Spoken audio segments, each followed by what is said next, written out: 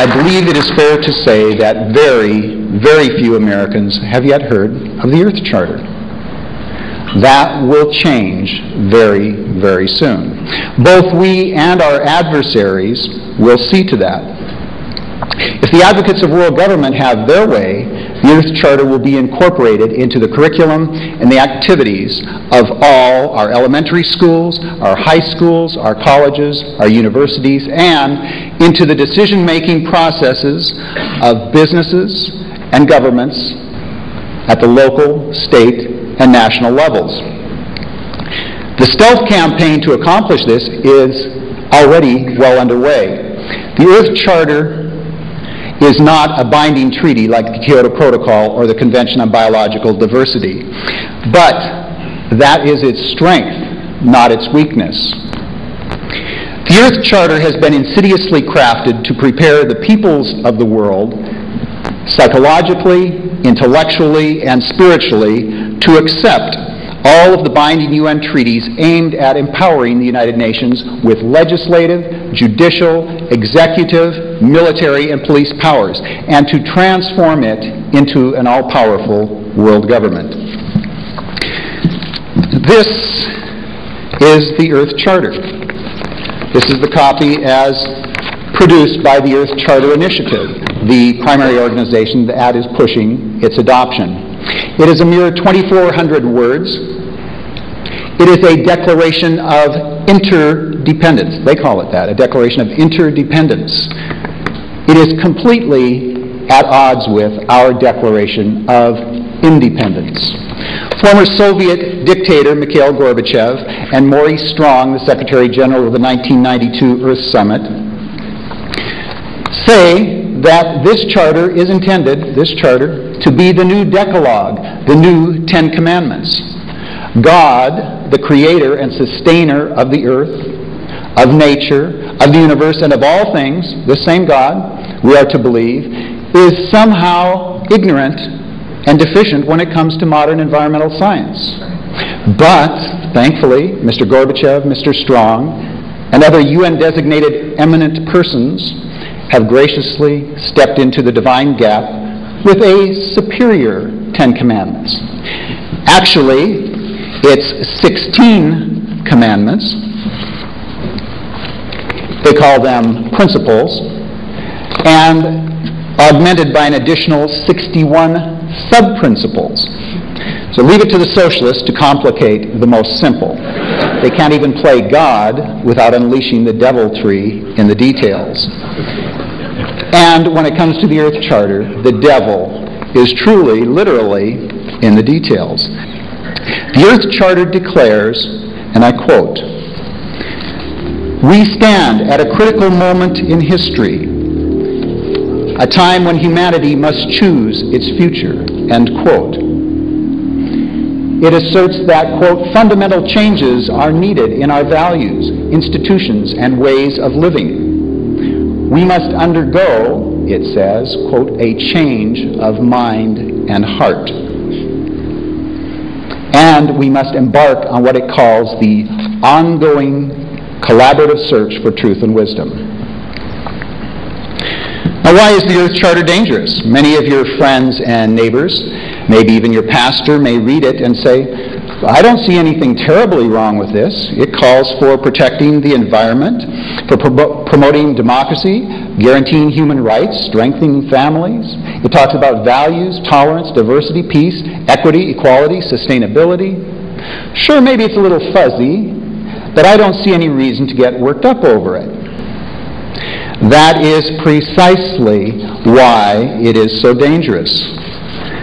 The words and phraseology have been meticulously chosen as a very important exercise in linguistic deconstructionism.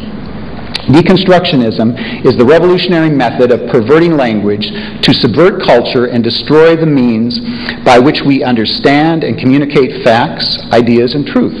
The average person reading the Charter text will take one meaning from the words, usually the most benign meaning, completely unaware that those who crafted the text have a far different meaning in mind for the same words. The penultimate paragraph of the Earth Charter is a clarion call to empower the United Nations. It says this: in order to build a sustainable global community, the nations of the world must renew their commitment to the United Nations, fulfill their obligations under existing international agreements, and support the implementation of Earth Charter principles with an international, legally binding instrument on environment and development. These objectives in this paragraph are what all of the preceding verbiage in the Charter are directed toward. The official version says the Charter can, quote, be utilized as a soft law instrument. Soft law in globalese means an important preparatory step toward later hard law, international hard law that will mandate compliance by nation states and by individuals. The Earth Charter Initiative website, you can go to it, declares this, and I quote, "The Earth Charter values and principles must be taught, contemplated, applied, and internalized.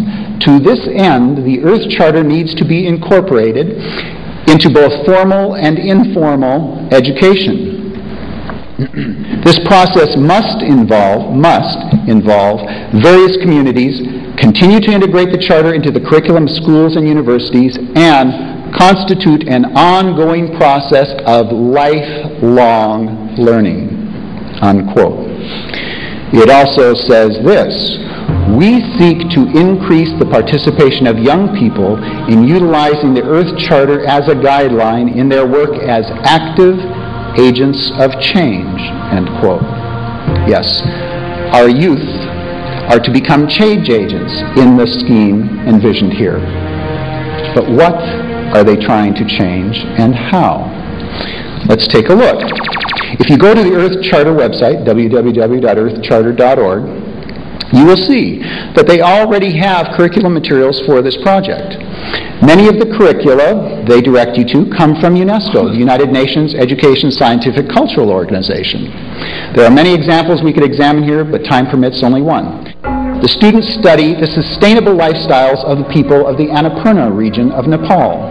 They read an interview with Min Bahadur Gurung, a village elder, who says, quote, "Our culture and religion provide education for nature conservation. In every village we have a forest sanctuary where we worship our forest god. The forest is prohibited from any use.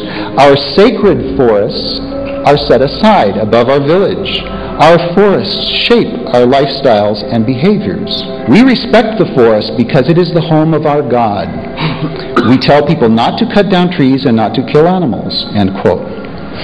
These curriculum materials are replete with references and examples like this that extol the supposed superior wisdom and ecological sensitivity of pantheistic indigenous spirituality and that denigrate Christianity.